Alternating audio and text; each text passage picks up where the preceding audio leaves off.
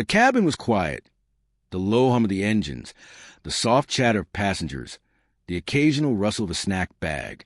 In seat 23A, by the window, sat a teenage girl with her hood up, earbuds in, lost in her own world. She wasn't making a scene. She wasn't loud. She was just existing quietly, the kind of passenger most people overlook. But some people don't like quiet. Some people see calm and mistake it for arrogance. Miss, a sharp voice broke the calm. Can you take your feet off the seat? This isn't your living room. Heads turned. The voice came from a flight attendant, tall, stern, every word dripping with irritation. Ava Reynolds looked up slowly, startled out of her music. Her feet weren't even on the seat, just resting on her backpack at the edge. I'm sorry, ma'am, she said softly, lowering them instantly. The attendant didn't budge. Next time, try paying attention. We have rules for a reason. Her tone was loud, too loud, and half the cabin was watching now. A few passengers exchanged glances. One man smirked. Someone whispered, she must have done something. Ava's cheeks flushed pink. She tugged at her hoodie string and looked back out the window, pretending not to care. But inside, she felt the sting, that silent mix of embarrassment and helplessness that comes when you're being judged for no reason at all. The attendant moved on, muttering under her breath, unbelievable. No one defended Ava. No one said a word. They all just assumed she was another difficult teen, disrespectful, careless, one of those passengers. But they were wrong. So wrong. Because this quiet girl wasn't just any traveler. Her name was Ava Reynolds, daughter of Thomas Reynolds, the man who owned Skylink Airlines. And by the end of this flight, that same flight attendant, and everyone else on board, would learn a lesson they'd never forget. It was just after sunrise at Hartsfield Jackson Airport in Atlanta. Golden light spilled through the terminal windows, catching the reflection of 100 sleepy travelers dragging carry-ons and coffee cups. Among them was Ava Reynolds, 18 years old, dressed in a simple gray hoodie, black jeans, and sneakers. No designer bag. No name-dropping. Just a quiet teenager moving through the crowd like anyone else. She had every reason to live differently. Her father was Thomas Reynolds, CEO of Skylink Airlines, one of the biggest names in American aviation. But Ava had never been raised to flaunt it. Her dad believed in humility, in learning how people live, work, and struggle, no matter their title. He'd told her once, if you want to lead people one day, you have to understand them first. So that morning, when she booked her flight to Los Angeles to visit her mother, she didn't ask for VIP seating or any special treatment. She chose economy, seat 23A window, just another name on the manifest.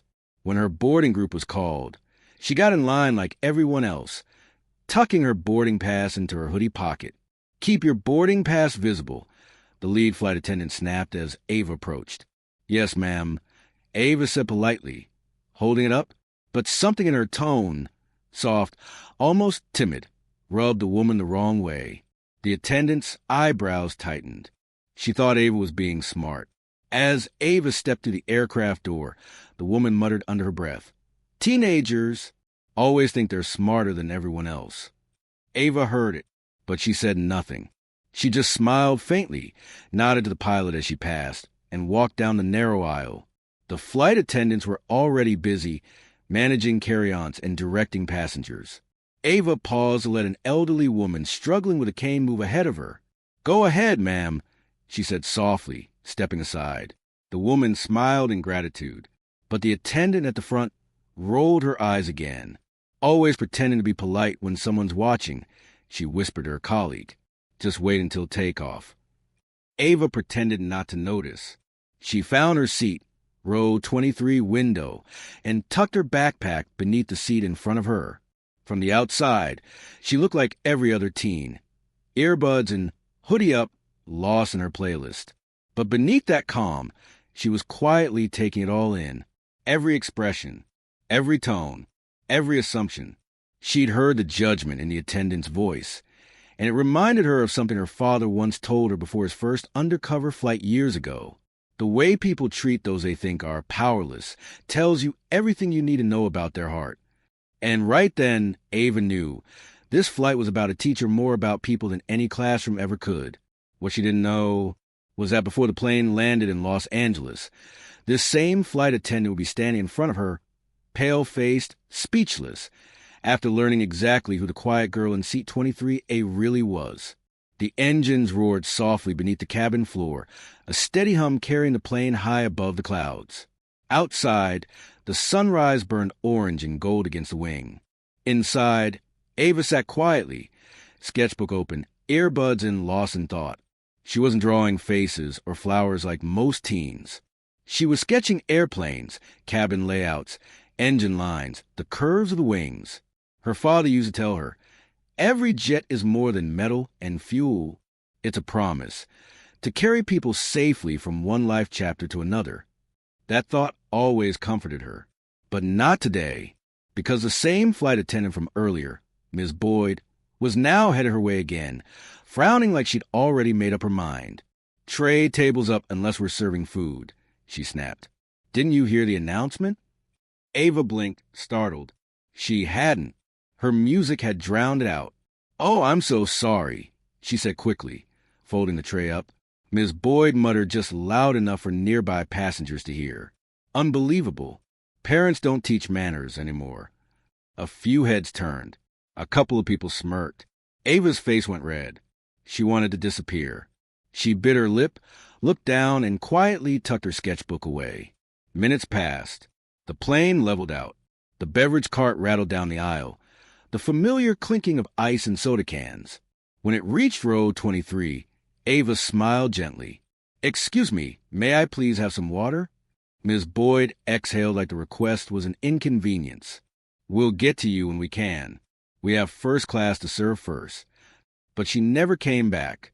Ava watched as the same woman stopped 2 rows ahead, laughing with a group of loud businessmen in suits. She poured their drinks, handed out extra snacks, even tucked napkins under their cups like they were royalty. Every so often, Miss Boyd glanced back toward Ava, her expression cold, judgmental, as if the teenager's quietness itself offended her. Still, Ava said nothing. She'd been taught that grace was power, that silence could speak louder than pride.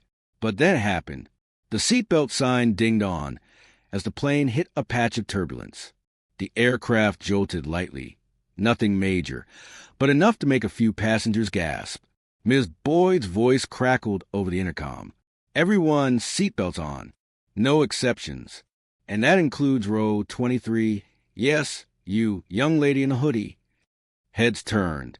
Passengers twisted in their seats to see who she was talking about. Ava froze. Her belt had been fastened the whole time. The older man beside her whispered, "You're fine, sweetheart. Don't worry." But the damage was done. Every eye in her section was now on her. A few passengers shook their heads disapprovingly, assuming she'd been defiant.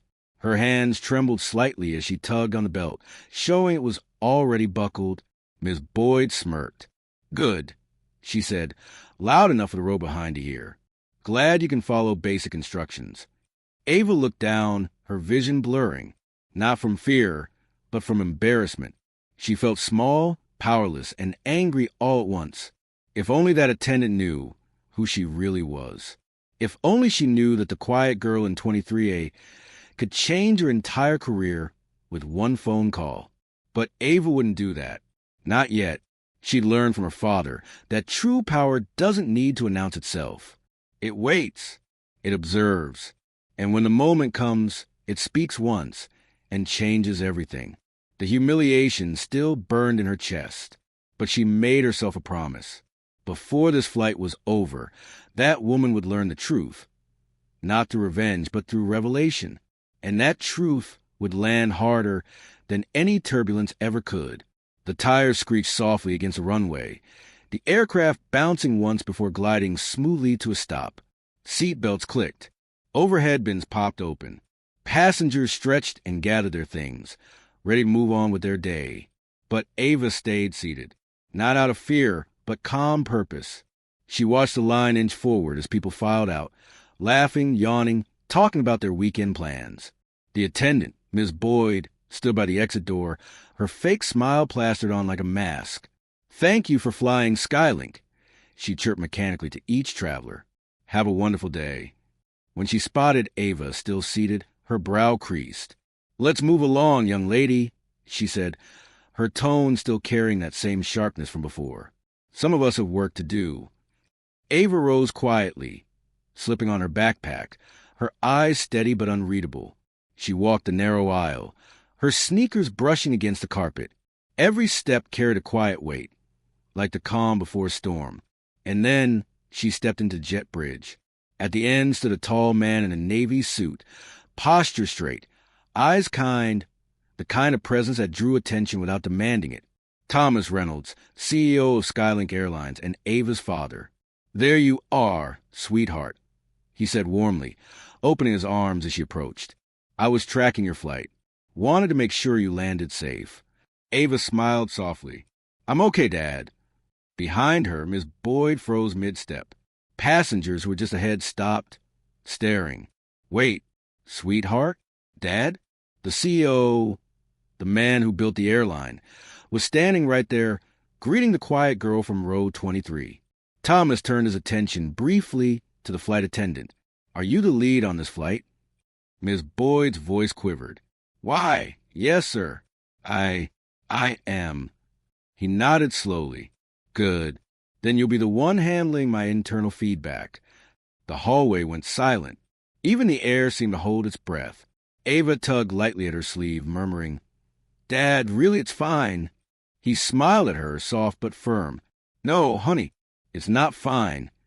Then his expression hardened slightly as he faced the attendant. My daughter chose to fly economy today because she wanted to experience Skylink like every other customer. No special treatment. No title. No attention. He took a slow step closer. And the way she was treated, the way you spoke to her, tells me we've lost sight of something important in our company. Miss Boyd's face had gone pale. Sir, I didn't realize. He lifted a hand. That's exactly the problem. You didn't realize. You didn't even try to realize. You didn't look past a hoodie or a quiet face long enough to see a person. A murmur rippled through the passengers, still lingering near the gate. Phone cameras rose subtly. Someone whispered, That's the CO.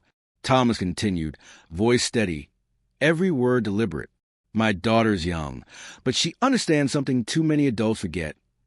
Every passenger who boards one of our planes deserves respect, whether they're in first class or the last row, wearing a suit or a sweatshirt.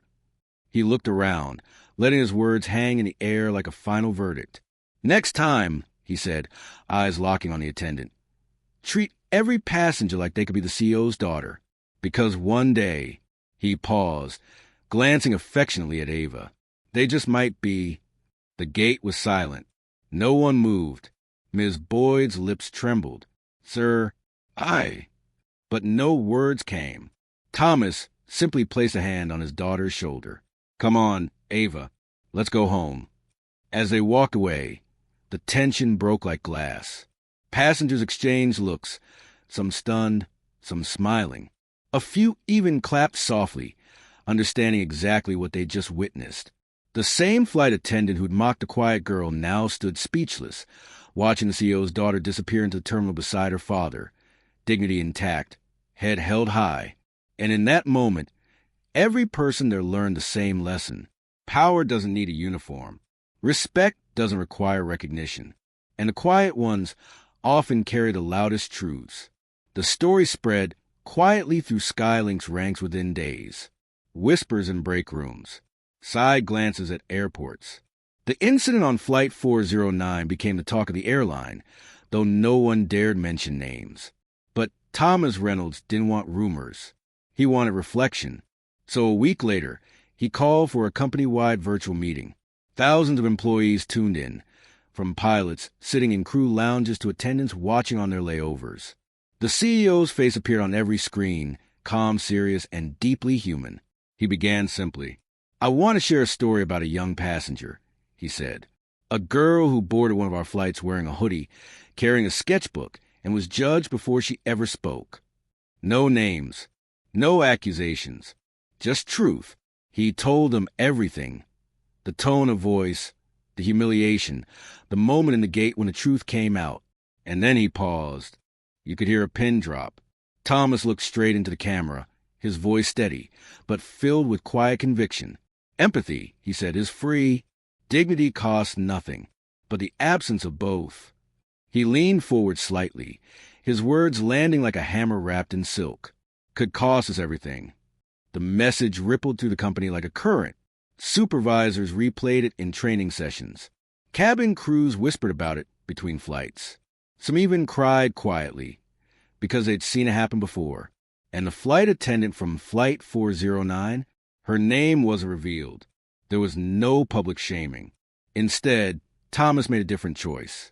She was reassigned, not fired, not suspended, but moved into customer care training, where she spent weeks learning what true hospitality meant.